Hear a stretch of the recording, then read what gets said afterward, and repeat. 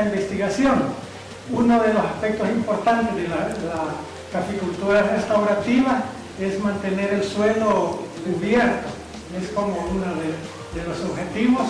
Luego también no andar removiendo mucho el suelo, eso es parte de los principios de la caficultura restaurativa.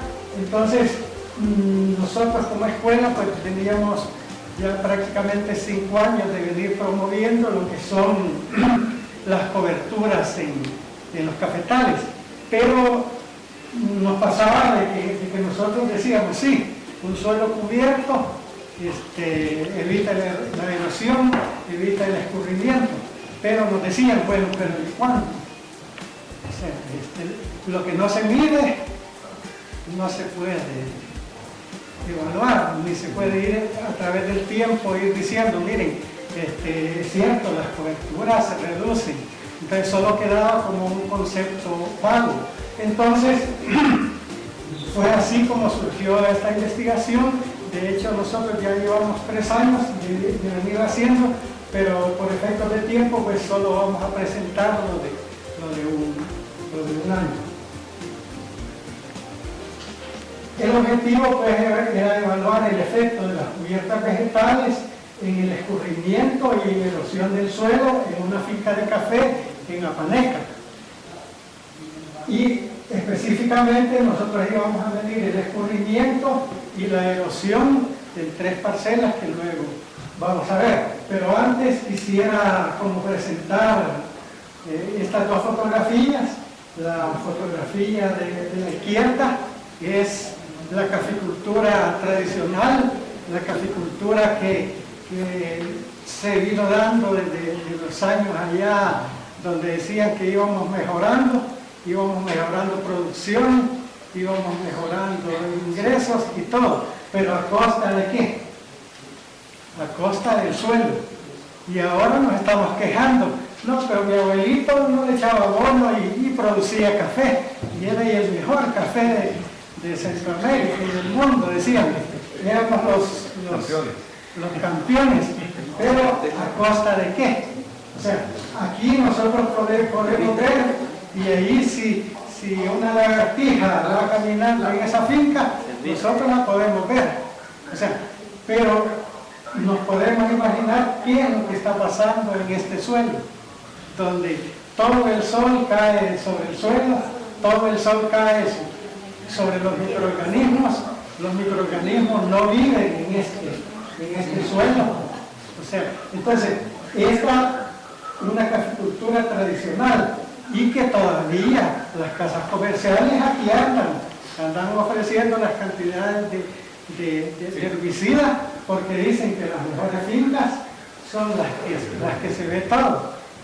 Entonces, contra eso estamos luchando versus una caficultura restaurativa donde hay una gran cobertura, tanto en la parte aérea, en la parte también del suelo. Entonces, ¿qué podemos tener en esta? Una gran biodiversidad, vamos a tener una gran cantidad de microorganismos y el suelo se va a ir regenerando. A mí me gustó cuando alguien dijo ahí, vamos de regreso, o sea, vamos a ir recuperando todo lo que perdimos en los suelos. Entonces, de ahí fue donde surgió esa investigación.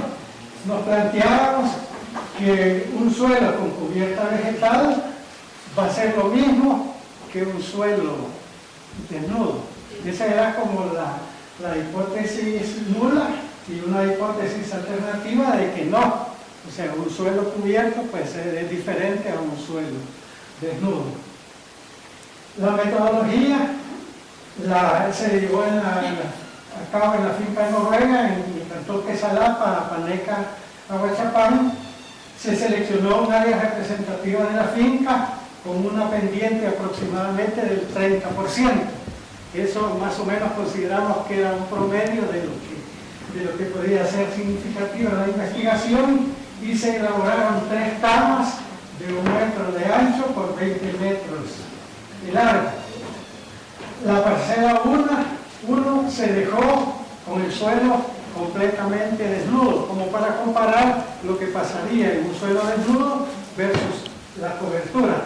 La parcela 2 se dejó el suelo cubierto con la hojarasca, las arbences o malezas y también la sombra. Nosotros le llamamos un manejo convencional, pero un manejo convencional no de la caficultura que estábamos viendo al principio, sino que ya un caficultor que va cuidando su suelo, que ya no hace uso de herbicida y que también maneja lo que es la cobertura de sombra.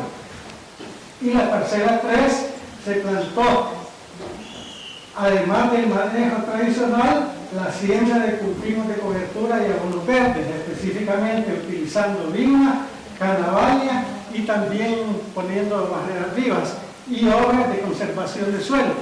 Nosotros le llamamos un modelo ASA, que es suelo, agricultura y agua. Se instalaron barriles para recolectar el agua de escurrimientos y sedimentos.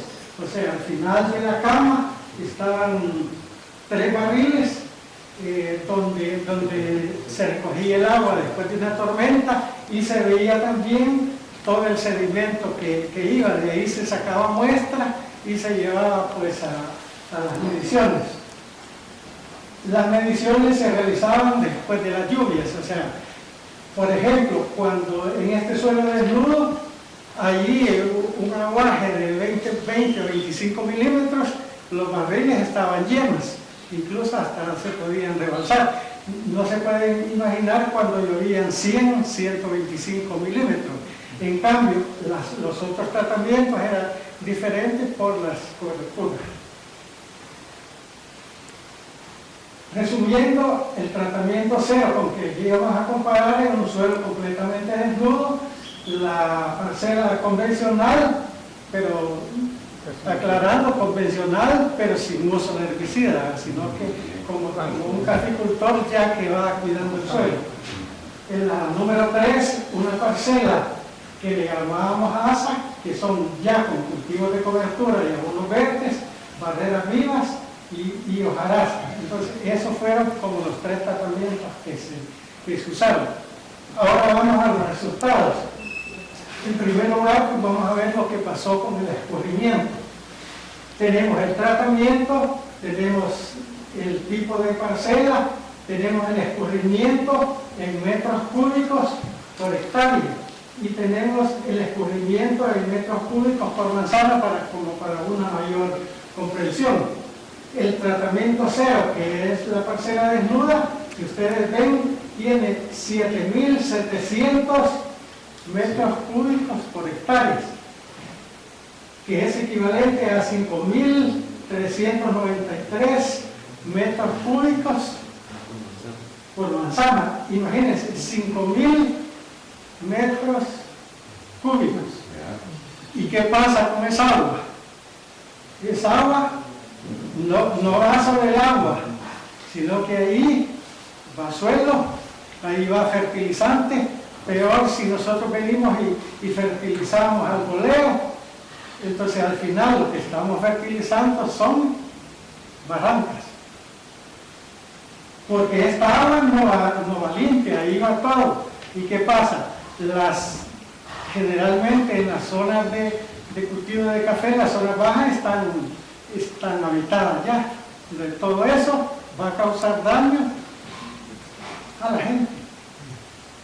Luego, en la convencional todavía había un escurrimiento de 16.4 metros cúbicos por hectárea, pero la diferencia es bien grande. Ya en manzanas, solo 11.48 metros cúbicos por manzana. Entonces quiere decir que solo son 11, hay unos bidones de 5 barriles, o sea, 11 bidones de esos son los que se escurren. Pero ¿qué pasaba? Donde estaba el suelo cubierto, además de hojarasca, además de cultivos de cobertura y abonos verdes, barreras vivas, no hubo escurrimiento. Incluso en lluvias de 100 milímetros. Ya vamos a pasar al siguiente, que es la erosión del suelo, que es el sedimento que quedaba en los barriles. Aquí, en la parcela desnuda, había 139 toneladas por hectárea, o sea, 97 toneladas por hectárea. Si nosotros dividimos en camionadas de 8 toneladas, entonces ahí podemos sacar cuántas camionadas de tierra se van para allá. Y lo que mencionaba ahí el ingeniero Pacas, toda esa agua, toda esa tierra, perdón, va a quedar ahí abajo. O sea, va llegando a las cuencas y al final eso va para el mar. Entonces, eso, en la parcela convencional solo fueron 0.07, que al final yo hice la conversión y es como 1.5 quintales de tierra por manzana. O sea, comparada, quiere decir que es como un saco, comparada con casi 10 camionadas en la otra parte. Y en la parte de prácticas ASA no hubo nada. Los barriles estaban sin agua y sin sedimento. Entonces, estos, vaya, alguien puede decir, pero eso es obvio, si es aquí no lo sabe, que un suelo cubierto. Sí, pero nosotros lo que necesitábamos era tener evidencias concretas, o sea, cantidades. Entonces, eso son como los resultados. Entonces, para una caficultura regenerativa, las recomendaciones es mantener el suelo con cubierta vegetal. Para nosotros, la cubierta vegetal no es solo la cubierta del suelo. Empezamos por los árboles forestales. O sea, obviamente que no dañen la producción de café. Los árboles forestales, la sombra del cafetal, que generalmente pues hablamos de las ingas, luego la diversificación de cultivos. La diversificación de cultivos tiene una gran cantidad de aristas. Uno, generación de ingresos, ya sabemos, pero en una caficultura regenerativa la diversificación es más que eso, vista la diversificación de cultivos como la parte que el suelo tiene más cubierta. Por ejemplo, un plátano, un guineo, además de que genera guineo y plátano y se come, además genera una gran cantidad de biomasa, que es lo que nosotros necesitamos en esta caficultura restaurativa. Las malezas, que nosotros les decimos malezas, o sea, no son malezas, son buenesas.